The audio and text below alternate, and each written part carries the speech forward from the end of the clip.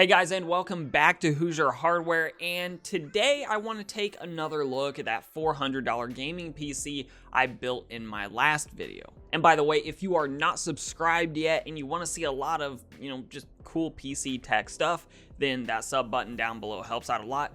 But basically, what I want to look at is going from a $400 gaming PC, just sort of scrounged up on eBay, Amazon, and anywhere else I can find cheap parts.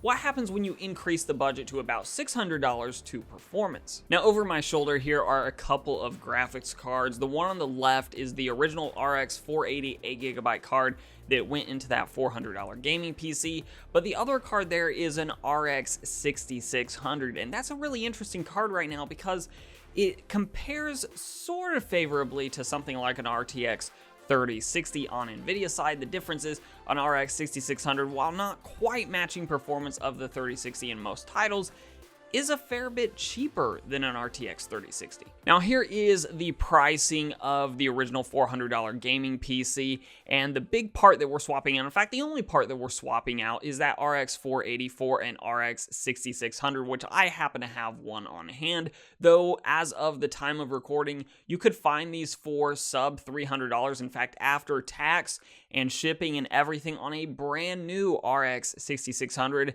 it still came up just under $300 for the RX 6600, which brings the total for the entire build all the way up to $594 and some change. So once again, sub $600, and that includes all shipping and taxes. So let's take a look at performance with the RX 6600 in this PC to see what you can get for under $600 on a gaming rig. Now in CSGO, the numbers are incredibly similar between the RX 6600 and RX 480 8GB card, at least at high settings at 1080p, and I think the main reason for that is the bottleneck here is the CPU. That being said, the experience was still really good, and of course you could have a very competent gaming rig on your hands if you're using something like an i3-10100F paired with an RX 6600. Just understand that you're going to get virtually equal performance with the RX 480 8GB card if this is really the only title that you care about.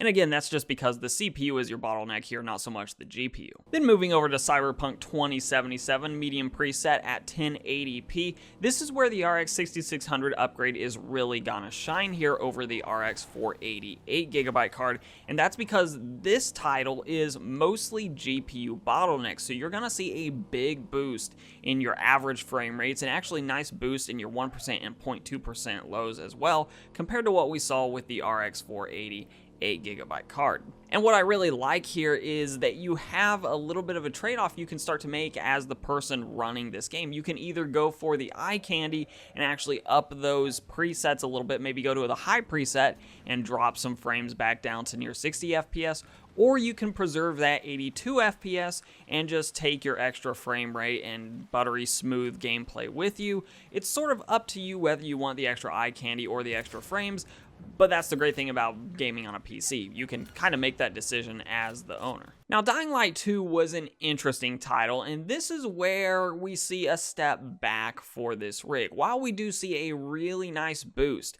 in the average frame rate over what we saw with the RX 480, the downside is the 1% and especially the 0.2% lows don't really reflect the better GPU, and this is what you're going to see a lot with games that can actually take advantage of more cores and more threads. With something like a 10100F, you're going to start to see those 4 cores and 8 threads stepping in the way and preventing your RX 6600 from really stretching its legs. Now, bumping Dying Light 2 up to the high preset, you see the average come down to right at 60 FPS. The 1% load does drop down there to about 35 FPS, but you'll notice the 0.2% load doesn't really drop much at all from running on the medium preset. And once again, that's because the CPU is just not quite able to consistently keep up with the RX 6600 and deliver all the frames that it needs at any given time.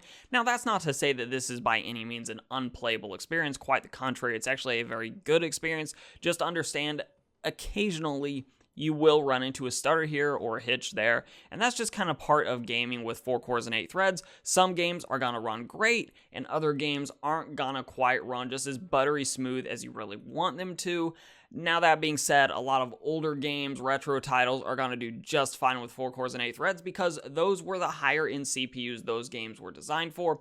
But understand here in 2022, a lot of consumer chips have 6 or more cores, which means they have 12 or 16 or possibly even more threads on them, depending on what chips you're talking about. So you're gonna see a situation where 4 cores and 8 threads in some games are fantastic, in other games, that leaves a little bit to be desired. So the summary here is really quite simple. If you want a boost in graphics, then going to a $600 budget over the original $400 build is going to give you a much better GPU. And the nice thing about the pricing on this one was that $300 I dedicated to the GPU in the $600 budget here, that's for a brand new GPU. You can actually save a little bit of money by going with the used market. I just really like the fact that you can get a new GPU with a warranty and all the support that comes with that, the peace of mind that comes with that. You don't have to worry about mining or anything, and you get some really solid gains in certain games. Now, in other games, obviously, you're going to run into some situations where maybe the CPU needs to be the next upgrade point, which it probably would be.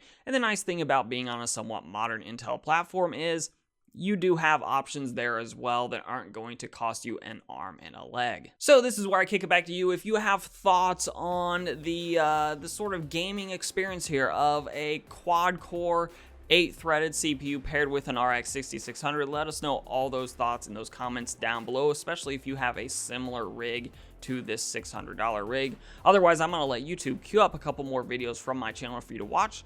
I'm Shane with Hoosier Hardware, and I will see you guys in the next video.